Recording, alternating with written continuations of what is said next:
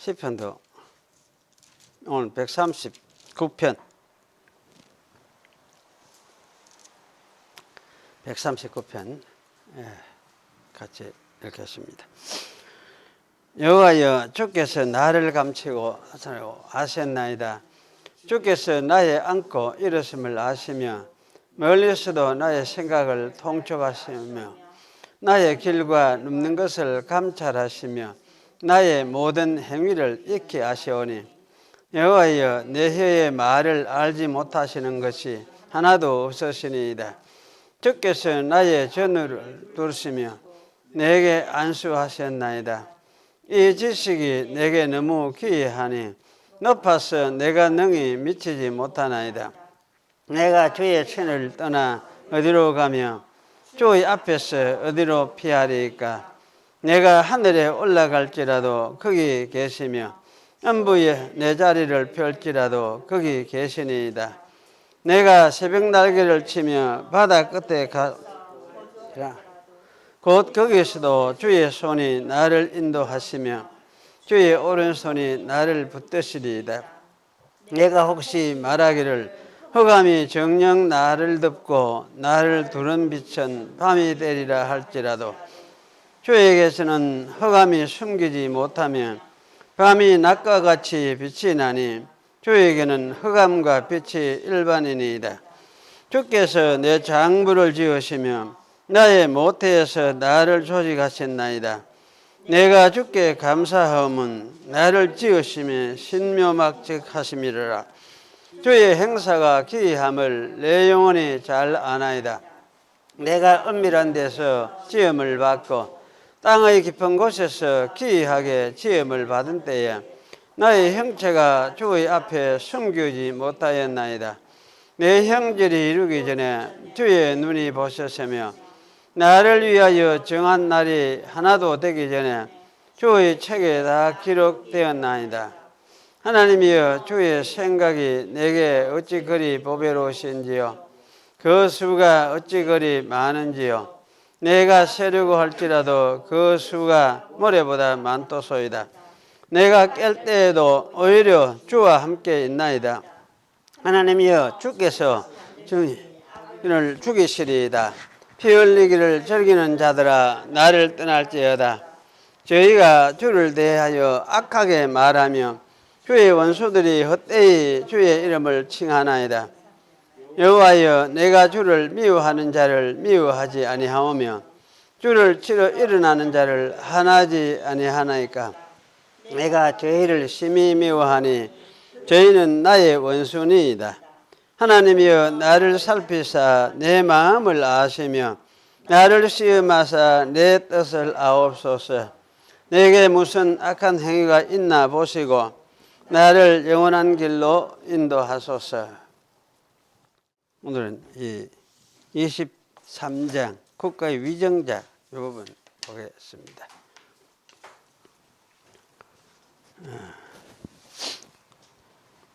국가의 위정자. 온 세상의 최고의 주요 왕이신 하나님께서는 위정자들을 세우셔서 자기 아래 두시고 자기 자신의 영광과 공공의 유익을 위하여 백성을 다스리게 하셨으며 이 목적을 위하여 그들에게 무력을 허락하였으니, 이는 선한 자들을 보호하고 격려하는 한편 악을 행하는 자들을 벌하기 위함이다. 그리스도인들이 공직자로 임명될 때에 공직을 맡아 수행하는 것은 적법하다. 그 직분에 종사함에 있어서 각 나라의 건전한 법을 따라 특별히 경건과 공의와 평화를 유지하도록 해야 한다. 그 목적을 위하여 지금 신약 시대에는 정당하고 필요한 경우에 전쟁을 일으키는 것은 정당하다. 위정자는 말씀과 성례를 집행하거나 천국 열쇠의 권세를 것으로 지혜서는 아니 된다. 또는 그들이 조금이라도 신앙의 문제에 대해서 간섭해서는 안 된다. 그러나 양육하는 아버지와 같이 우리의 참된 교회를 보호할 의무가 있으며 그럴 때에 참된 교회의 어느 한 교파를 다른 교파들보다 우대하지 말고 모든 교역자들이 그 신성한 직책을 완전히 자유롭게 수행하며 폭력이나 위협을 받지 않게 해야 한다. 그리고 그리스도께서 자기의 교회 안에 일정한 치리 제도와 권징법을 제정하셨으므로 어떤 참된 교회든지 자발적인 교회원들이 그들의 신앙 고백과 신념에 따라 교회 규율을 시행할 때 국가의 법률이 간섭하거나 허락 또는 방해해서는 안 된다. 정부의 책임자들의 업무는 국민의 신체와 명예를 보호해서 신자나 불신자가 구실이 되어 어느 누가 다른 사람에게 모욕이나 폭행이나 학대나 상해를 가하는 것이 허락되지 않도록 효과적으로 처리하는 것이며 모든 종교 집회와 교회 집회를 아무 방해나 소란이 없이 개최하도록 적당한 보호를 행하는 것이다. 위정자들을 위하여 기도하고 그들의 인격을 존중해 주며 조세와 그 밖의 공과금을 바치고 그들의 적법한 명령에 복종하고 양심을 위하여 그들의 권한에 복종하는 것은 백성들의 의무이다. 신앙생활을 하지 않거나 신봉하는 종교가 다르다고 해서 그 위정자의 정당하고 적법한 권위를 인정치 않거나 순종치 않아도 되는 것은 아니다. 교회에 직분 맡은 사람들이라고 해서 예외가 될 수가 없다.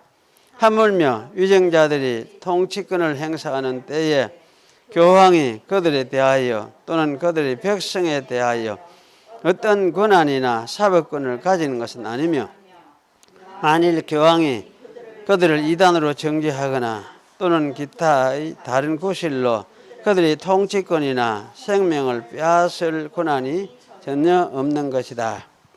교황이 이제 세상 그 나라 권세에 대해서 어떻게 물리적으로 뭐 그들을 하든지 생명을 빼앗든지 이단으로 정죄하든지 다른 어떤 통치하는 자리에서 이제 쫓아낸다든지 뭐 이런 식으로 할 수 있는 권한은 없다.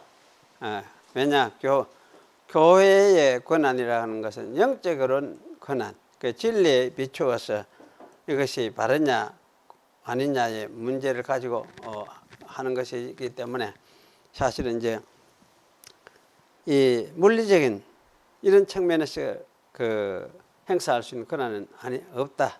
이제 이렇게 해놨는데 이 말씀이 이제 사실은 이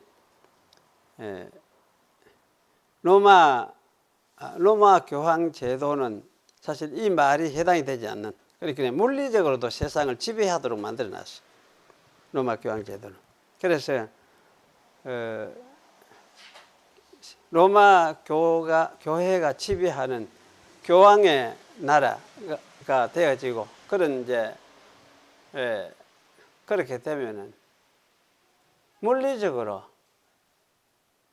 이 충돌을 일으킬 수밖에 없게 그렇게 되어 있어요. 그래서 옛날에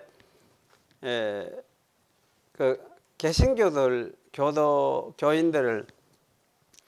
로마 교회가 이래 지배하고 다스리고 대고 이렇게 할 때에 개신교도들을 로마 교회가 억수로 많이 죽였던 그런 적이 있습니다. 그러니까 어느 역사든지 이 중남미도 또 마찬가지고 그런 역사들이 굉장히 많이 있는데, 왜냐하면 그건 이제 교황이 세상 권세도 지배해야 된다는 그런 것을 로마 교회는 이래 내포하고 있어. 로마 교회 이제 그 가르침이. 그래서 이제 그런 일이 생겨나는데, 그러면서 이제 그렇기 때문에 사실 굉장히 그는 위험한 하나의 것이다. 이렇게 갈 수도 있는 부분이 없지 않아 이제 들어 있습니다. 그리고 여기 이제 공직자들이 세상 권세의 그 목적이 무엇이냐 할 때에 공공의 유익, 이 하나님의 영광, 그리고 공공의 유익을 위해서 백성을 다스리게 하셨다.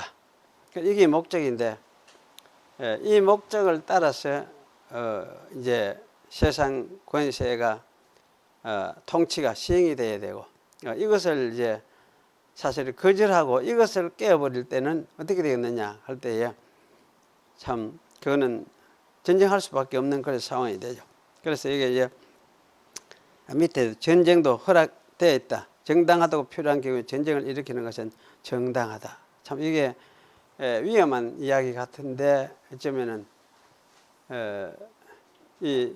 참 이렇게 전쟁을 일으키는 것도 정당하다 이렇게 말을 하는 거는 이게 정말 하나님 나라를 생각하면서 하는 것이냐? 안 그러면 그냥 자기 어떤 민족, 자기 나라, 그 민족주의적인 그런 편협된 그런 시각 때문에 일으키는 그런 전쟁이냐? 그런 이제 편협된 그런 시각을 가진 전쟁, 이거는 일으키서는 안 되죠. 일으키는 안 되죠. 그래서 사실 이거는 이런 부분은 참 해당되는 경우가 정말 드물 것 같다는 생각도 들고, 그래서 정말 이제 세상 나라에서 하나님 나라를 대적을 하고 세상의 모든 그 공의, 이 정의를 구현하고 아주 인류의 보편적인 그 덕목이라 할까 가치를 짓누르는 그런 경우에는 사실은 그걸 대적해서 전쟁을 할 수가 있죠. 그래서 이런 측면에서 이제 전쟁을 할 수가 있다. 이렇게 우리가 이해를 하는 것이 필요합니다. 그런데 이걸 또 극단적으로 해석을 해서 어떤 경우에도 전쟁을 하면 또 안 된다. 이런 식으로 또 이야기를 하는, 예를 들면 이제 막 적군들이 그럼 쳐들어와가 탱크를 밀고 쳐들어오는데 어떻게 해야 되나? 그러면 어찌 해야 되느냐? 그러면 막 총을 막 공중으로 헛방을 쏘고 자기는 다 내주고 이렇게 해야 되느냐? 전쟁 안 하고 그러면 돌아서야 되느냐? 다 내주고 이런 식의 이제 극단적으로 생각을 하는 사람들도 있어요. 그런데 사실 성경에는 그런 식으로를 이야기를 하대. 인류 성경 역사 속에는 수없이 전쟁하고 수없이 죽고 이런 경우들이 많잖아요. 많고 하는데 사실은 인본주의, 인간의 권리를 성경은 말하는 것이 아니에요. 아니기 때문에 그런 의미에서 사실은 우리가 이제 그런 식으로 극단적으로 이해하는 것도 좀 굉장히 무리가 있습니다. 무리가 있고. 그래서 그런 부분을 우리가 여기서 좀 잘 생각을 할 필요가 있는데, 3번에도 이제 보면은 교회의 어느 한 교파를 다른 교파들보다 우대하지 말고 모든 교역자들이 그 신성한 직책을 완전히 자유롭게 수행하며 폭력이나 위협을 받지 않게 해야 된다. 교파가 더 나은 교파가 있느냐? 사실 더 나은 교파는 없죠. 더 못한 교파도 없고, 하나님 보시기에는 하나님 앞에서 똑같은 보편적인 교회 속에 들어있는 교회들이라면 교파는 사실 어디에 속하든지 간에 그는 동일한 교회다. 이렇게 우리가 이해하는 것이 정당합니다. 정당하고. 그래서 그런 관점에서 교회들을 생각을 하고 교회 참여라든지 뭐 교회 제도라든지 또는 그 교회 그 예배 의식이라든지 예배 모범이라든지 이런 것을 가지고 틀렸다 또는 옳다, 더 낫다, 더 못하다. 물론 이제 좀 그럴 수는 있겠죠. 좀 더 성경 말씀에 합당하게 그런 걸 이제 만들고 하는 또 그렇지 못하고 그런 차이는 있을 수 있겠지만은, 그러나 다 우리가 이제 인정하고 또 이해하고 받아들이고 또 참여도 할 수도 있고 따로 할 수도 있고, 이런 면에서는 이제 예주를 가져야 돼요. 예주를 가져야 되는데 좀 이런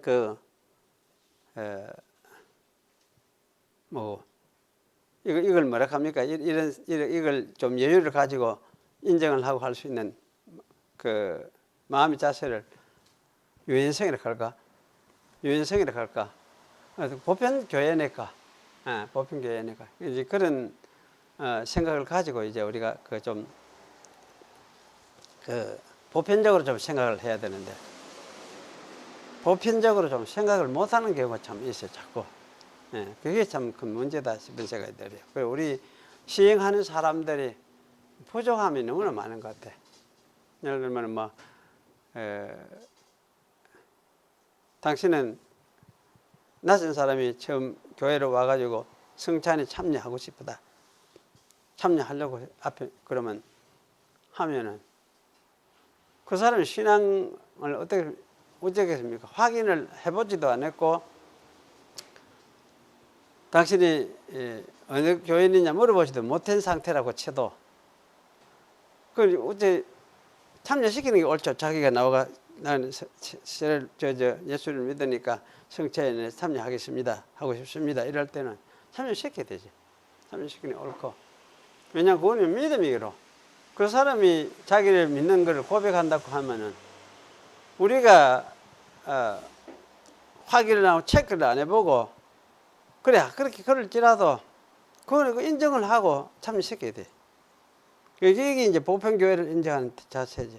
그런데 당신은 체크를 못 해봤으니까, 안 했으니까, 처음 왔으니까 참여하지 마십시오. 뭐 이런 식으로 이야기를 하는 거는 그게 너무 보편교회를 훼손하는 태도라 싶어요. 그런 식으로 취하는 태도를 가지는 특히 이제 개혁주의를 신학에서 이런 또 경향이 또 좀 있어요. 개혁을 지지한다 하는 사람들이. 개혁주의 자체는 이렇게 보편교회를 소중히 여기기 때문에 또 보편교회를 귀하게 여기는 그런 차원에서 보편성을 잘 유지하고 살리려고 노력을 하는데 그 적용이 좀 지나쳐서 그랬는지 어째서 그랬는지 또 그런 식으로 또 하고 또 지나치게 그게요. 그러니까 열심히 지나치는 것 같기도 하고 그 열심히 지나치는 그게 문제 아닙니까? 그러면 그게 열심히 지나치는 건 좋은 거 아니에요? 열심히 지나치는 거는. 열심은 사실은 자기가 열심히 내는 건데 주의 말씀에 원리에 맞추어서 순종하고 따라가는 이런 자세가 돼야 되는데 그보다 앞서서 넘어서 주의 말씀의 이치를 보편적 이치를 무시하고 능가하고 이렇게 이제 자기 교회의 그 중요성을 강조해서 이렇게 하게 되면은 그건 이제 보편성을 깨뜨리는 그런 이제 경우에 해당된다 할 수 있습니다. 그런 점에서 참 우리가 주의할 필요는 있다. 그런 생각을 하게 됩니다. 사무엘상 18장 1절에서 5절까지 읽고 또 넘어가서 또 좀 읽겠습니다. 다윗이 사울에게 말하기를 마침에 요나단의 마음이 다윗의 마음과 연락되어 요나단이 그를 자기 생명같이 사랑하니라. 그날에 사울은 다윗을 머무르게 하고 그 아비의 집으로 다시 돌아가기를 허락지 아니하였고 요나단은 다윗을 자기 생명같이 사랑하여 더불어 언약을 맺었으며 요나단이 자기의 입었던 겉옷을 벗어 다윗에게 주었고 그 군복과 칼과 활과 띠도 그리하였더라. 다윗이 사울이 보내는 곳마다 가서 지혜롭게 행하며 사울이 그로 군대의 장을 삼았더니 온 백성이 합당히 여겼고 사울의 친아들도 합당히 여겼더라. 20장 넘어가서 20장 13절부터 읽겠습니다. 그러나 만일 내 부친이 너를 해하려 하거늘 내가 이 일을 네게 알게 하여 너를 보내어 평안히 가게 하지 아니하면은 여호와께서 요나단에게 벌을 내리시고 또 내리시기를 원하노라. 여호와께서 내 부친과 함께 하신 것 같이 너와 함께 하시기를 원하노니 너는 나의 사는 날 동안에 여호와의 인자를 내게 베풀어서 나로 죽지 않게 할 뿐 아니라 여호와께서 네 다윗의 대적들을 지면에서 다 끊어버리신 때에도 너는 네 인자를 내 집에서 영영히 끊어버리지 말라 하고, 이에 요나단이 다윗의 집과 언약하기를 여호와께서는 다윗의 대적을 치실지어다 하니라. 예. 거기까지 읽었습니다. 예. 오늘 여러분 내준 프린트물에는 두 부분으로 되어 있죠. 앞부분 한 장, 앞은 지난주에 제가 설교했던 그 말씀에서 더 이제 돌아가면서 생각을 하기를, 이 부분은 좀 더 달아야 되겠다 생각을 하고 해서 덧붙인 기입니다. 덧붙인 기인데, 이 덧붙인 부이고, 오늘 이제 본문은 사실 읽은 이 본문을 중심으로 해서 요나단 2 해당하는 거는 오늘 이제 읽은 본문 중심으로 만든 것이라 할 수가 있습니다. 그래서 지난 주일에 우리가 덧붙인 이 부분을 조금 더 생각을 할 필요가 있는데요.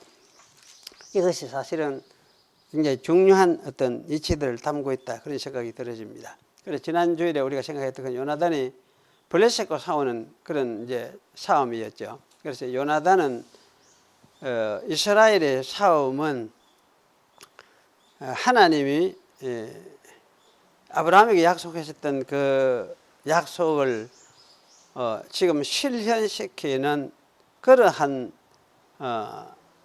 상황에서 싸우는 싸움이다 하는 것을 깨닫고, 블레셋이 아무리 많아도 전쟁은 하나님께 속해 있다. 그래서 하나님이 자기 나라를 이루어 가시는 중에서 우리로 하여금 전쟁을 하셨다면은 우리가 이스라엘이 마땅히 이 전쟁에서 어쨌든 이기게 되는 것은 정한 일치다, 이렇게 믿고 단신으로 블레셋 파견대 외곽 부대에 들어가서 그들을 치고 제거하고, 그래서 전쟁을 마침내 하나님이 그 요나단을 사용해서 블레셋에게 공포를, 두려움을 보내시고 또 땅을 흔들리고 하시고, 이렇게 해서 블레셋을 완전히 패퇴시켜 버리는 그런 이제 일이 벌어졌죠.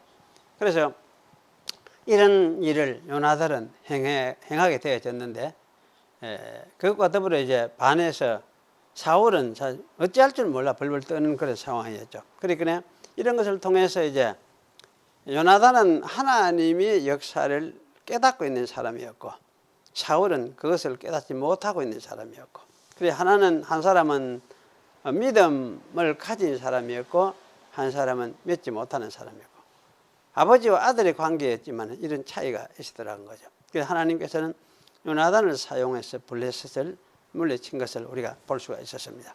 그런데 사실 이제 이런 이 블레셋을 생각을 하면서 이 문제, 블레셋과 이스라엘의 이 문제는 오늘날도 계속되고 있는 문제다, 어떻게 보면 이렇게 말을 할 수가 있죠. 그래서 오늘날도 사실은 이제 이스라엘과 이 팔레스타인의 이 관계, 이게 요나단 시대의 그 상황이나 거의 다를 바 없는 상황이다, 그렇게 우리가 생각을 할 수가 있습니다. 오늘날 사실 이 팔레스타인, 이렇게 우리가 부르죠. 팔레스타인 또는 쉽게 팔레스타인 이렇게 이야기를 하죠. 그런데 이 명칭은 블레셋 사람들에게서 온 이름이거든요. 그래서 팔레스타인 또는 팔레스틴 이렇게 말을 하는데, 사실은 블레셋 사람들 또는 블레셋 사람, 그렇게 집합명사로서 블레셋 사람 이렇게 하면 전체 그 블레셋 사람들을 포함을 해서 그렇게 할 때 블레셋 이렇게 말을 하기도 하지만은, 어쨌든 지금 팔레스타인 하는 말이 블레셋에서 온 명칭이다, 그렇게 우리가 이해를 할 수가 있습니다. 왜냐하면 이제 주후 70년에 이스라엘이 망한 후에 이스라엘은 다 이제 흩어지고 다 깨어지고, 그야말로 그 블레셋 땅에는 그 팔레스타인 그 땅에는 그 약속의 땅에는 블레셋 사람들이 이제 차지하고 살게 되고 그들이 이제 뭡니까 번성하기 시작을 했기 때문에 그래서 그들의 이름으로 사실은 그 땅은 불려지기 시작을 했습니다. 그래서 사실은 그때부터 팔레스타인 이렇게 이제 불려져서 지금까지 왔으니까 그러니까 그 땅은 사실은 어떻게 보면 블레셋 사람들의 땅이다 이렇게 말을 할 수가 있습니다. 그런데 이것이 사실은 이제 새로 나라가 이스라엘 나라가 새로 이제 시작된 게 언제냐 하면 그게 이제 1945년이었지. 1945년. 그러니까 이 1945년 우리나라가 해방되던 해 아닙니까? 우리나라가 해방되던 해에 거기에도 이제 이스라엘 나라를 국제적으로 그 인정을 하고 나라로서 하나 인정을 하게 되니까 그래서 유대인들이 그곳으로 이제 몰려들어서 지금까지 이제 거기서 이스라엘이라는 나라를 새롭게 그 형성을 해가지고 그들을 이제 살기 시작을 하고 그래서 팔레스타인 사람들 원래 살던 그 2000년 동안이나 살던 이 팔레스타인 사람들을 이제 주인이 아니라 생각을 하고 오히려 이제 밀어내가 현재는 가자지구 일부 가자지구에만 큰 그 뭡니까 하나의 울타리를 높게 만들어 가지고 거기에 이제 팔레스타인 사람들을 몰아 넣어서 거기만 있거라 이런 식의 이제 상황이 되죠. 그래서 현재도 서로 이거는 앙숙의 관계가 되어 있어요. 그래서 이거는 뭐 어쩔 수 없는 이런 갈등이 언제 이게 끝이 날까 이런 생각을 저는 종종 해보는데 과연 이 갈등이 과연 끝이 날 수 있을까? 좀 걱정이. 그는 이 땅에서는 이 세상 혈통을 따지는 이 세상 땅에서는 아마 이거는 끝이 안 날 것 같다. 해결이 안 되겠다는 생각이 들어요. 그러면 어쨌든 그러면 이거는 해결하는 길이 있느냐 할 때 해결할 수 있는 길은 있긴 있는데 그 길이라는 거는 유대인들도 이제 진짜 예수 믿어서 하나님 나라 백성으로서 돌아오게 되고 팔레스타인 사람들도 똑같이 예수 믿어서 하나님 나라 백성으로 돌아오게 되고 그래서 이렇게 해서 하나님 나라 속에서 예수 믿는 믿음으로 하나의 나라에 속하게 되면은 그때는 유대인 팔레스타인이 따질 것 없는 거지. 그렇게 되면은 사실은 이제 하나의 나라로서 그 하나님 나라에 속해 가지고 하나의 나라를 이루면서 살 수가 있겠다 이런 생각이 들어지는데 이거는 뭐 신앙의 문제니까 이렇게 이제 될 가능성은 거의 없다는 생각이 들어져요. 그래서 사실은 이렇게 이제 생각을 해볼 때 두 민족이 함께 회개하고 하나님께 돌아오는 이거는 불가능하다는 생각이 들어지니까 참 이렇게 볼 때는 이 땅에서는 이 앙숙 관계가 이것이 해결이 도무지 안 되겠다 그런 생각이 들어집니다. 그러면 이제 이런 가운데서 결국은 그러면 이거는 뭡니까 싸우는 사람들 앙숙에서 싸우는 이거는 결국 육신적인 문제를 가지고 싸우니까 그러면 이거는 이제 제쳐나간 거죠. 하나님 나라하고는 상관없는 육신적인 문제의 싸움인데 이런 가운데서도 아마 이스라엘 중에서도 하나님이 부르시는 선민 선택된 사람들이 있어서 하나님 나라 들어오는 사람이 혹 있을지 모르겠어요. 혹 있고 있었겠지. 혹 있을 것이고 또 팔레스타인에서도 그런 사람이 혹 있을지 모르겠습니다. 그래 해서 이제 그런 사람들은 어쨌든 하나님 나라로 들어와서 하나님의 백성으로 이렇게 살게 될 것이니까 그런 사람들은 사실 이제 구원에 참여하겠죠. 그래 육신의 나라 어느 나라든지 이거는 상관없이 그냥 하나님 나라 사람으로 살아간다면은 그는 다 모두가 하나님 나라 백성으로서 구원에 참여하게 되겠다는 생각이 들어집니다. 그래서 그러면 이렇게 될 때 이런 사람들이 구원에 참여하는 이런 사람들이 많겠느냐 숫자적으로 그렇지는 않을 것 같다 싶어요. 그렇게 되는 사람이 아주 극소수겠다. 어쩌면 참 소수겠다 그런 생각이 들어져요. 이런 생각을 할 때에 어쨌든 구원에 참여하는 사람들은 이 나라든지 저 나라든지 간에 소수이고 나머지 대부분의 사람들이 그저 육신적인 사업을 하면서 아웅다웅 하다가 결국은 망하고 말겠구나 이런 생각이 들어지고, 그렇게 될 때 그러면 이렇게 되는 것이 이것이 하나님이 계획하신 것이냐 하나님의 뜻이냐 이렇게 할 때에 성경이 가르치는 것은 그런 것 같아요. 이렇게 되는 이것이 하나님의 계획하신 것이다. 창세전에 하나님이 계획하신 것이 바로 이런 것이다. 이렇게 성경은 제시를 하고 있는 것 같아요. 창세전에 하나님이 계획하신 것은 바로 하나님이 나라를 계획하셨지, 육신적인 나라 저끼리 싸우면서 아웅다웅하는 이런 나라를 계획하신 것은 아니거든요.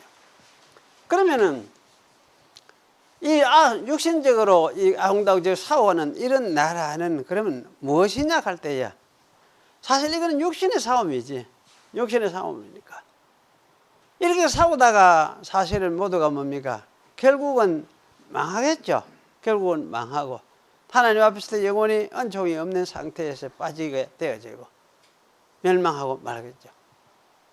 이런 속에서 사실은 이제 살아가는 세상 인간들이 이 세상 인간들이다. 그런 생각이 들어져요. 이 세상 많은 나라에 많은 사람들이 어쩌면 이런 인간류에 속하는 것이 아니냐. 그 중에서 소수의 사람들이 하나님의 부름을 받아서 하나님을 알고 그리스도를 알고 그래서 하나님 나라에 참여하게 될 것 같다. 이런 생각이 들어져요. 그리스도 없이, 그리스도 모르고 구원받는 방법이 있습니까? 그리스도 모르고 구원받는 방법이? 그런 나라 없죠. 그럼 그리스도를 믿지 않고는 구원받는 방법이 없어요. 없으면 많은 나라 사람들이 어쨌든 그리스도 없이 그것 때문에 그리스도를 모르고 멸망을 할 수밖에 없는 그런 상황에 처해 있고, 또 실제로 그래 살다가 결국은 망하게 되는, 영원한 멸망에 들어가게 되는 그런 상황에 빠질 수밖에 없겠다. 그런 생각이 들어집니다. 그래서 사실 이렇게 생각할 때에 그 인간의 어떤 가치, 인간의 존엄성, 인권 이렇게 하는 건, 이렇게 하는 거는 세상 사람들이 사실 하는 이야기예요. 세상 사람들이 하는 이야기고, 하나님 없이 떠나서 죄 아래서 아웅다웅하고 육신의 싸움을 싸우다가 망할 수밖에 없는 인간이에요. 이런 인간이기 때문에 여기에 사실 인간의 어떤 영광, 존엄, 권위, 인권 이런 거 사실 따지는 것이 아무런 의미가 없구나 이런 생각이 들어요. 그래서 사실은 대체적으로 큰 게 보면은 하나님 없이 없는 인간이라는 것은 그야말로 한없이 서글프고 참 그야말로 이거는 비참한 것이죠. 비참한 것이고, 이게 인간의 어떤 숙명이다 할까, 운명이다 할까, 그런 것 같다 생각이 돼요. 그래서 전체 이런 중에서 이제 소수 사람들이 선택을 받아서 하나님의 나라에 참여하게 되어지는, 이것이 사실은 구원이라고 이야기할 때에 참 구원이라는 것은 어쨌든 너무나 숫자로만 봐도 귀한 것이죠. 희귀한 것이에요. 소수고 희귀한 것이고, 이건 진짜 특별히 많은 사람들이 그렇게 망하게 갈 수밖에 없는 상황인데, 그런 중에서 이제 소수의 사람들이 구원을 알게 되고 소리를 듣고 구원을 알게 되고 그렇게 해서 구원에 참여하게 되는, 이것은 굉장히 놀라운 사건이라 그렇게 우리가 말을 할 수밖에 없습니다.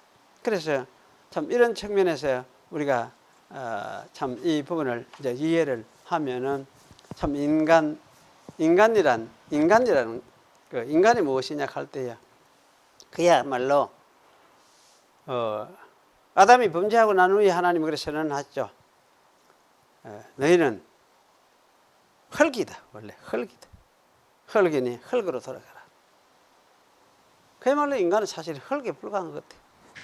흙에 불과한 것이고, 그 생명, 영원한 생명이신 하나님과 어쨌든 관계가 없는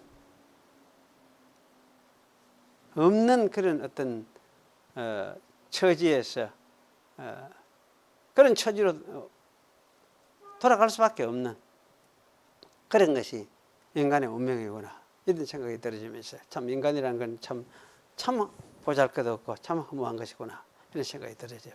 진짜 그러면 이제 인간의 소중한 것이고 귀중한 것이라고 하면은 참 하나님과 관계 있는 그 인간이 귀중하고 그 인간이 소중한 것이구나, 이런 생각을 하게 되지고 그렇게 생각이 들어집니다. 그래서 이런 부분을 우리가 좀 덧붙여서 좀 우리가 생각을 할 필요가 있습니다.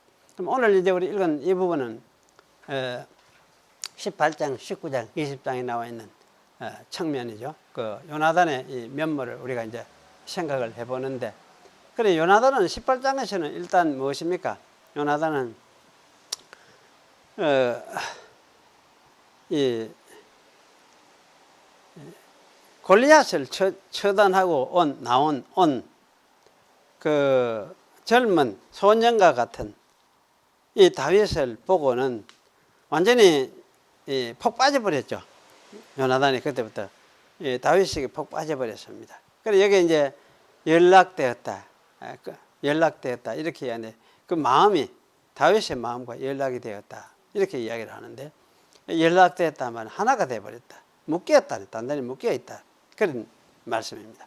그래서 이렇게 이제 하나가 되어졌는데, 이 하나 된 이것을 아마 우리가 연합, 이렇게 설명할 수 있겠습니다. 신학에서 그 연합, 하나님과 우리의 관계도 연합되었다, 예수 안에서 연합되었다, 하나가 됐다, 이렇게 말을 하죠. 그런데 사실 말은 하면서도 이 말이 어떤 뜻을 가지고 있는지 참 우리가 이해가 잘 안 되는 그런 말이기도 한데요.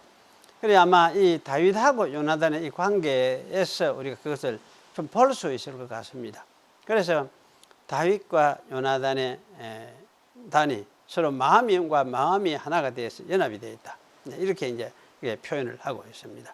그래서 이러한 이제 연합의 표현으로 다윗이 한 나머지 행동들은 자기 겉옷이나 군복이나 칼이나 활이나 띠를 다윗에게 다 이렇게 선물로 준 것은 사실은 이거는 이제 하나의 그 연합의 표현이라고 할 수 있죠. 연합의 표현이라고 할 수 있는데, 니는 니와 내가 똑같아. 내 거는 니가 내 것을 네게 준 것은 니나 내나 똑같아. 우리 하나다. 아마 이런 어떤 의도가 여기에 들어있다, 이렇게 우리가 이해를 할 수가 있을 것 같습니다. 그래서 이렇게 해서 이제 이 다윗은 궁정에서 이제 생활을 하게 되어지죠. 궁정하게 생활하게 되어지는데, 궁정 생활을 하면서 다윗이 이제 지혜롭게 모든 행동들을 잘하니까 전쟁을 잘 수행하고 블레셋 나갈 때마다 싸워서 블레셋을 격파하고 돌아오고 이러니까 다윗이 막 그 인기가 올라가져요. 그래서 여인들이 다윗을 막 찬양하는, 심지어 찬양을 했죠. 왜냐하면 우리의 메시아니까, 우리의 구원자니까. 그래서 사실은 여인들이 나와서 찬양을 하고, 그 찬양을 하니까 그 찬양을 보고 이제 가슴이 뜨끔했던 사람이 누구냐? 사울이지. 야, 저기 사울이 나보다도 다윗을 더 많이 백성들이 지금 인기를 더 높이는구나. 그래서 인기 있어 하는구나. 인기 있어 하는 게 아니라 사실 더 높이니까 하니까. 그래 나보다도 다윗이 더 이제 인기가 있구나. 그러면 우리가 오히려 이제 위험해지는구나, 이런 듯한 생각을 하지 않을 수가 없게 된 거죠. 그래서 이제 여기 다윗을 죽이려고 사울은 이제 시도를 하게 되죠. 이게 다 실패를 했죠. 실패를 하는데, 어쨌든 이 실패하는 쪽에서 우리가 주목해야 될 부분 하나는, 마지막에 이제 부대를 보내가지고 다윗을 잡으려고, 사무엘에게 도망간 그 다윗을 잡으려고 부대를 보내봤지만은 한 번, 두 번, 세 번 부대를 보냈는데, 부대들이 전체가 다 하나님의 신이 그들에게 내렸어. 그들이 그 보낸 일을, 다윗을 잡는 일을 하지 못하도록 만들어버렸어요. 그래서 이것을 성령이 그 악을 제압했다, 저는 그런 이해를 합니다. 그런데 이렇게 되자 사울 자신도 다윗을 잡으려고 또 뒤쫓아갔습니다. 갔는데 역시 마찬가지였습니다. 하나님의 신이 사울을 제압해가지고 가까이 가자. 그때부터 사울을 제압해가지고 사울이 막 예언을 하고 이렇게 하면서 이제 사무엘 앞에 가서는 완전히 이제 뻗어본 거지. 뻗어가지고 누워가지고 종일 누워가지고 이렇게 그 예언을 하는 그런 일을 벌였습니다. 그래서 이것은 뭐냐면 참 드문 현상인데 하나님의 신에 의해서 악한 의도가 와해되는 제압을 당하는 그런 어떤 사건, 드문 성경에서 잘 나타나지도 않는 이런 어떤 사건이 있었다. 그렇게 우리가 생각을 할 수가 있습니다. 그래서 어쨌든 이 사건은 이 다윗 편에서 보면은, 다윗과 요나단 편에서 보면은 다윗이 확실하게 하나님이 세운 메시아 왕이구나, 자기의 메시아 왕이구나 하는 사실을 더 확인시켜주는 사건이었다 할 수 있습니다. 왜냐하면 하나님의 신이 사울에게 떠나서 이제 다윗에게 와서 다윗에게 함께 하고 있구나, 하나님이 다윗을 지금 지지하고 있구나 하는 것을 보여주었기 때문에, 그래서 그 사건을 보고 어쩌면 요나단은 이 다윗이 자기의 이스라엘의 메시아 왕으로서 하나님이 세우신 자라는 사실을 더욱 아마 확인을 할 수가 있었겠다, 그런 생각이 들어집니다. 그래서 이때 아마 이게 이 사울이 무슨 예언을 했을까, 예언한 내용이 무엇일까 이런 어떤 궁금증도 우리 들게 되는데, 아마 여기에 엑스타시 무화 상태에 빠져가지고 횡설수설 막 짓게 되는 그런 거는 아니었겠다는 생각이 들어요. 왜냐하면 그런 현상은 말하자면 이방 그 신전에 이방신을 섬기는 사람들이, 이방 선지자들이 사실은 그런 행세를 많이 했거든요. 많이 했는데 아마 여기서 하나님의 신에 의해서 제압을 받아서 사울이 예언을 했을 할 때는 아마 그렇게 하지는 않았을 것 같다, 그런 생각이 들어집니다. 그래서 여기 어쩌면은 이 사울도 아마 당시에 선지자들이 했던 것처럼 아마 그런 말을 안 했겠나, 그런 추정이 되어집니다. 그렇게 생각할 때에 아마 사울도 자기 입으로 다윗을 아마 이스라엘의 왕이 되도록 하나님께서 정하셨다, 이런 식으로 말을 했을 것 같다, 그런 생각이 들어져요. 그래서 이런 식으로 아마 말을 하면서 또 너희 이스라엘 백성들을 향해서 너희들이 여호와 하나님을 버리지 말고 잘 섬겨라, 아마 이런 식으로 했을 수도 있겠다, 그런 생각이 들어요. 그래서 사실은 이제 사울도 과연 선지자냐, 선지자들 중에 있느냐, 이런 말이 이제 생긴 거는 아마 그런 것 때문에 그런 말이 생긴 것이 아니냐, 이런 생각이 들어집니다.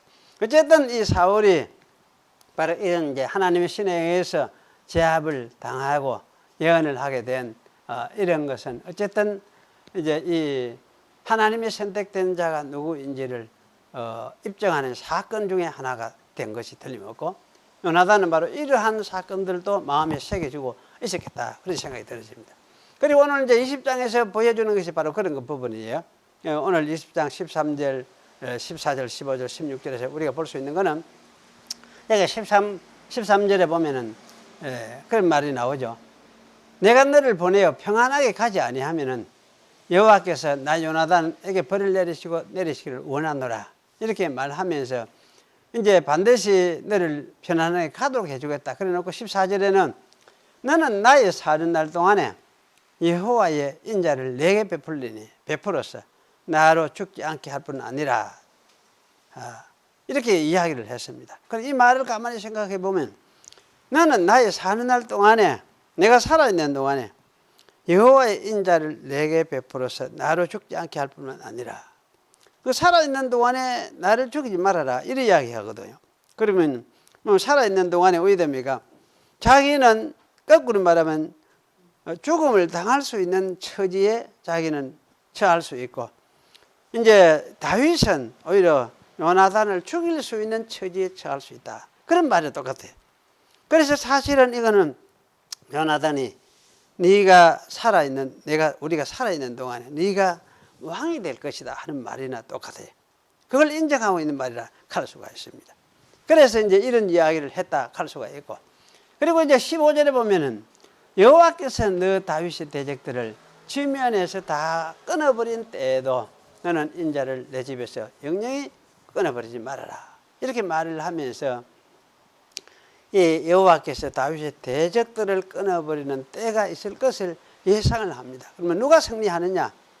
사울이 승리하는 것도 아니고 결국은 내가 승리하는 것도 아니고 다윗이 승리하게 될 것이다. 왜?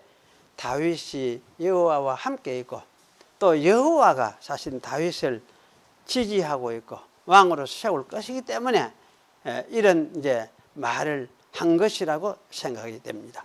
그래서 이런 어떤 이제 말을 하면서 여기 16절에는 이제 아주 최후의 아마 이야기를 하는 것 같아요. 그래서 여호와께서는 다윗의 대적을 치실지어다 이렇게 선언을 하죠.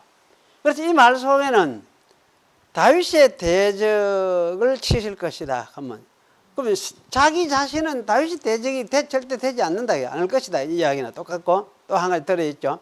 자기 자신은 다윗을 대적하지 않을 것이라는 걸 이야기를 하고 있고, 그리고는 이제 현재 치고 있는 자가 누구냐 할 때 사울이 다윗을 대적하고 있어요. 죽이려고 계속 그래 하고 있으니까. 사실 이 말 속에는 설령 사울이 다윗을 대적할지라도 여호와께서는 그를 치시기를 원하노라 이렇게 선언한 것이나 마찬가지예요. 그래서 사실 이거는 요나단이 자기 아버지 다윗을 대적하는 자기 아버지를 이제 버렸다고 할 수 있죠. 만약에 다 끝까지 돌이키지 아니하면은 이건 아버지를 버리는 거예요. 버리고 사울이 계속 다윗을 끝까지 이렇게 대적한다면은 여호와께서 자기 아버지를 치시는 것도 당연하다 이렇게 선포한 것이 되니까. 그래서 사실은 이렇게 말을 하면서 이 약속을 주신 것이라 할 수 있습니다. 이런 약속을 주면서 이제 요나단은 다윗으로 하여금 피할 곳으로 보내버리죠. 그래서 요나단은 육신의 아버지 다윗을 영적인 측면에서 버렸다고 이렇게 이야기를 할 수 있습니다. 그래서 사실 이거는 우리 신약적으로 이야기하면 그렇습니다. 육신적인 정욕을 끊고 하나님의 뜻을 따랐다. 하나님의 뜻을 선택을 했다. 이렇게 이야기를 할 수가 있을 것 같아요. 그런데 우리가 오늘 제가 이제 여기서 한 가지 초점으로 우리가 생각해야 될 것이 뭐냐 하면 어떻게 요나단이 이렇게 할 수 있었을까? 무엇 때문에 아버지 사울을 버리고 친구 다윗을 사랑하여서 맹세하고 또 하면서 다윗과 연합하였을까? 이런 질문을 하게 되어집니다. 그래서 이런 이제 질문에 대한 대답은 아마 별로 어렵지 않겠다는 생각이 들어요. 왜냐하면 우리가 이제 17장을 읽어보면, 그걸 지금 읽지는 않았습니다만은 17장 사건, 다윗이 골리앗을 처단하는 사건을 우리가 생각을 해보면 알 수가 있겠다는 생각입니다. 여기에 다윗이 골리앗을 처리하고 그 목을 베어서 이제 이스라엘 왕 앞에 등장하게 되었을 때에 그때에 요나단이 깨달은 것이 있다는 생각이 들어요. 무엇을 깨달았냐 할 때에 여호와께서 다윗을 이스라엘 나라 메시아 왕으로 세운 것이 틀림없구나. 이 사실을 깨닫고 그는 그것을 이제 믿고 받아들인 것입니다. 그래서 사실은 이렇게 이제 우리가 생각할 때에 이 요나단이 선택한 것은 하나님이 누구를 메시아 왕으로 세웠느냐, 하나님의 뜻이 어디 있느냐에 이것을 요나단이 본 거예요. 그래서 요나단이 하나님의 뜻은 사울에게 있는 것이 아니고 다윗에게 있구나. 이걸 생각을 하면서 자기는 이제 그럼 하나님이 세우신 다윗과 함께 그 편에 서야만이 이것이 하나님의 뜻을 이루는 것이고 이스라엘을 살게 하는 길이다. 이걸 이제 요나단이 깨닫고 받아들인 것이다. 이렇게 우리가 말을 할 수가 있습니다. 그래서 이런 것 때문에 얘기하면 요나단의 마음이 다윗의 마음과 연합이 되었다. 그리고 요나단의 자기의 생명처럼 다윗의 생명을 사랑했다. 그렇게 표현을 하고 있어요. 그래서 이게 이제 자기 생명처럼 다윗의 생명을 사랑했다. 이거 할 때 이 생명이라는 말은 히브리 말로 사실 이제 제일 많이 나오는 단어 중에 하나예요. 성경에서 생명하지만 사실 네페시 하는 말이거든요. 네페시란 말은 육신을 가지고 이 보이는 존재로서 살아가는 우리 인간 존재 자체를 이야기해요. 네페시. 그래서 이거는 그냥 생물 이렇게 번역되기도 하는데 사람으로서 이 육신을 가지고 보이는 존재로 살아가는 이 인간 자체를 이렇게 생명 이렇게 번역은 이렇게 했는데 이 말이 아마 정확한 것 같지는 않아요. 생명 이렇게 번역을 해도 존재 자체 그렇게 아마 생각을 해야 될 것 같습니다. 그래서 이제 아마 이 골리앗 사건을 통해서 궁극적으로 요나단이 안 것은 다윗에게 하나님의 뜻이 있다는 것, 하나님의 선택이 다윗에게 있다는 것을 깨달은 것이고 그 깨달음을 보고 자기는 이제 다윗을 선택해서 다윗의 편에 서야 되고 그렇게 하는 것이 하나님의 뜻을 따르는 것이다 하는 것을 이게 아마 깨달은 것이 틀림없겠다 그런 생각이 들어요. 그래서 이제 이게 다윗은 하여튼 죽을 때까지 요나단은 죽을 때까지 나는 다윗의 편에 서야 된다. 그리고 그 편에 있어서 그를 위해서 나는 일을 해야겠다. 이런 생각을 했던 것이 요나단의 태도로 갈 수 있습니다. 그래서 사실 이것은 오늘날 말하면 이것이 뭡니까? 요나단 당시에 요나단의 신앙이었어요. 요나단의 신앙이었어요. 그럼 하나님이 세우신 메시아에 속하는 그게 신앙 아닙니까? 그럼 오늘 우리들도 마찬가지죠. 우리들도. 우리는 메시아에 누굽니까? 오늘날 메시아는. 우리의 메시아 누굽니까? 예수님이 메시아 아닙니까? 구약 그 시대는 다윗이 메시아였어요. 메시아였는데 오늘날 우리 시대는 예수님이 메시아였어요. 그리고 우리는 뭡니까? 예수님께 속하면 되죠. 예수님이 속하면 되고 그 예수님 저분이 우리의 메시아인데 저분께 내가 속해야 되겠구나. 그럼 육신 가는 거 이거는 육신보다도 더 중요한 것이 뭐냐? 뭡니까? 메시아 예수님.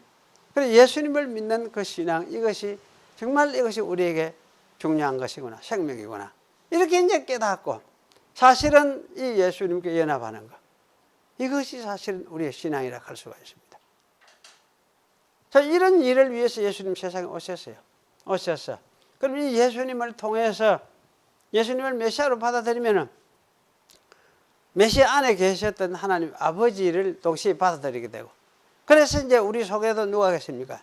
하나님이 계시도록 우리가 하나님의 전이 되고 하나님은 우리 속에 계시고 이렇게 하도록 하신 이것이 뭐냐? 이것이 교회다. 그렇게 이야기를 할 수 있습니다. 그래서 신약의 우리 신앙이라는 것은 바로 이런 신앙이에요. 그래서 예수님은 이 세상 나라에 너희들이 속한 것이 아니고 이 세상에 살지만은 너희들은 하나님 나라에 속한 것이고 또 나에게 속한 것이다. 그래서 나에게 속해서 너희들은 나의 백성으로 살아가야 된다. 그런데 나의 백성으로 사는 이것이 뭐냐? 이것이 세상에서 사는 동안에는 사실은 행복하고 뭘 누리고 많이 이렇게 살 수 있는 것이 아니고 이것은 세상에서는 고난을 받을 수밖에 없는 삶이다. 이걸 가르쳤어요. 그리고 제자들한테 그렇게 하게 거기를 따라오도록 요구를 하셨어요. 요구를 하셨어요. 제자들한테도 그 눈에 이걸 요구를 했잖아요. 나를 따라라. 나를 따르려고 하면 자기 십자가를 지고 나를 쫓아내라 이렇게 했어요. 제자들 하나 없이 제자들 다 그렇게 따라갔습니다. 그렇게 따라갔는데, 그럼 그 제자들이 그렇게 따라간 것은 예수님이 자기 마음이신 성령을 보내셔가지고 그렇게 따라오도록 만들어 주셨거든. 그럼 교회라는 것은 무엇이냐 할 때에, 교회라는 것은 그 제자들에게 보냈던 그 성령을 동시에 하나님 보내가지고 사람들을 불러서 자기 백성으로 불러들인 사람들, 이것이 교회예요. 그럼 교회는 어떤 사람입니까? 사도들이 갔던 그 길과 똑같이 교회도 뭡니까? 그 길을 따라가는 것이 교회예요. 그 길을 따라가는 교회. 따라가는 것이. 그럼 교회는 당연하게 교회는 그 길을 함께 가야 되죠. 십자가의 길을 가야 돼요. 왜 이렇게 가는 사람들한테 왜 됩니까? 주님께서도 가도록 만들어 주세요. 주님이 그 길을 이끌어 주실 것입니다.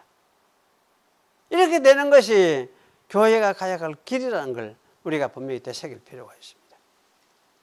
이 구약에는 이러한 것을 아마 여기 요나단을 통해서 이스라엘에게 아마 가르치고 보여주실 것 같다, 그런 생각이 들어지기도 해요. 요나단이 했던 그 믿음의 모습은 오늘날 우리들의 모습이기도 하다는 걸 생각을 해야 되고, 그래서 예수님은 아마 이런 역사적인 사실을 아셨기 때문에 자기 부모와 형제들이 자기를 찾아와가 좀 만나기를 원한다 이렇게 했을 때 예수님 말씀하셨죠. 누가 내 형제고 내 동생들이고, 내 부모고 내 동생들이냐, 내 어머니냐, 내 동생들이냐, 이렇게 말씀하시면서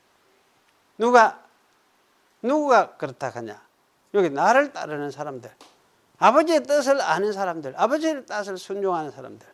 그때 말은 그 아버지의 뜻을 알고 순종하는 것은 뭐냐? 아버지께서 보내신 예수 그리스도를 믿고 따르는 것, 믿는 것이죠. 그 믿음, 그것을 그렇게 말씀을 하셨습니다. 그래서 그런 사람들이 바로 예수님의 형제고 예수님의 모친이고 예수님의 가족이다, 이렇게 말씀하셨어요. 이것이 하나님의 나라예요. 하나님의 나라. 이것이 오늘날 교회고, 우리는 이것을 이제 마음에 받아들이고, 우리도 예수님이 가신 것처럼 또는 사도들이 간 것처럼 같은 성령을 받아서 그 길을 가게 될 사람들이라는 것을 우리가 되새기고 살아가야 돼요. 이 세상에서 우리 사는 자세가 이런 자세예요. 잘 먹고 잘 사고 부자 되고 좀 편안하게 살아가고 좀 그랬으면 시사 좋겠는데 그렇지를 않아요. 그렇지를 안 하고 참 세상 사는 것이, 세상에서는 내게 환난을 당하나 담대하라, 내가 세상을 이겨노라. 이겼으니까 세상을 이긴 다음 세상이 무엇입니까? 어떤 세상입니까? 우리들을 사실은 그 길로 이끌어가는, 주님은 그런 길을, 그런 세상이죠. 주님께서 우리들을 이 십자가의 길로 이끌어가는 그런 세상, 우리는 그 길을 따라가는 세상. 이 세상은 그런 세상이에요. 그러나 이 세상은 결국 주님 앞에 정복을 받을 수밖에 없는 그런 세상이에요. 그러니까 우리들도 이제 그걸 각오를 해야 돼요. 그렇게 각오를 하면서 이 세상에서 참 우리가 환난을 겪을 수밖에 없구나. 그러나 주님은 이 길을, 주님을 믿고 따라가는 우리들을 또 인도하실 것이다, 이래 우리가 이제 믿고 따라가야 되는 그런 삶이 우리의 믿는 삶입니다. 우리의 믿는 삶입니다. 여러분, 이런 길을 가겠습니까?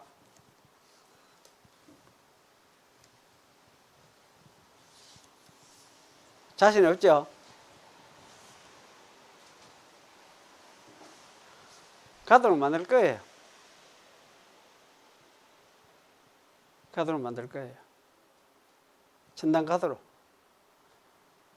어쩌면 그렇게 천당 가도록 하기 위해서 여러분이 좀 소중하게 여기고 있는 것을 하나님은 다 뺏어서라도 아마 그렇게 가는 사람으로 만들지도 모르겠어요.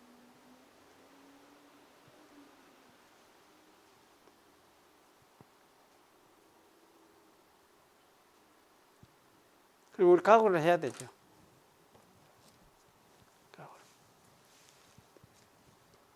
기도하겠습니다. 하나님, 오늘 또 요나단을 통해서 우리를 어떻게 하나님의 백성으로 이끌어 가실지를 가르쳐 주신 것을 우리가 배웠습니다. 요나단은 믿음의 길을 선택했고 메시아의 길을 선택을 했고, 그것 때문에 육신의 아버지까지도 하나님을 대적하는 길이라면 그를 대적하고 하나님이 그를 치실 것을 선언했던 것을 우리가 보았습니다. 저희들도 그 말씀이 신약에도 동일하게 예수님의 말씀을 통해서 우리에게 전달되어 오는 것을 압니다. 나를 따르려고 하는 자는 십자가를 지고 나를 쫓을 것이라고 말씀하신 대로 십자가를 지고 주를 쫓아서 영생의 나라로 오도록 주님께서 말씀을 하셨는데, 저희들도 또 그렇게 주의 나라에 이르게 될 것을 아오니 또 그 가는 과정을 저희들도 인도해 주시기를 원합니다. 저희들이 흔들리지 말고 또 이 믿음에 서서 정말 주의 나라를 바라보면서 영생을 향해서 갈 수 있는 저희들이 되게 하시고, 그때마다 주님이 우리를 인도하시고 붙잡아 주셔서 정말 이 길을 잘 따라갈 수 있도록 저희를 이끌어 주시옵소서. 그저 예수님의 이름으로 기도하옵나이다. 아멘.